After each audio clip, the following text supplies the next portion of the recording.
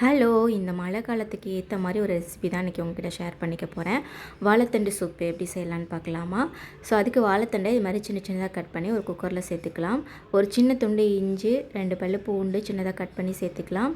1 spoon மிளகாய், 1/2 spoon ஜீரகம் சேர்த்துட்டு 1/4 ஸ்பூன் மஞ்சத்தூள் போட்டு நல்லா 3 விசில் விட்டு எடுத்துக்கலாம். அதை வடிகட்டிட்டு ஆறுனதுக்கப்புறம் மிக்சியில் போட்டு அரைச்சி அதையும் வடிகட்டி வேக வச்ச தண்ணி, வடிகட்டின தண்ணி எல்லாத்தையும் சேர்த்து வச்சுக்கலாம். இப்போ ஒரு பேனில் 1 ஸ்பூன் அளவுக்கு எண்ணெய் விட்டுட்டு ஒரு பெரிய வெங்காயம் சின்னதாக கட் பண்ணியிருக்கேன், அதை சேர்த்து அது நல்லா வதங்கட்டும்.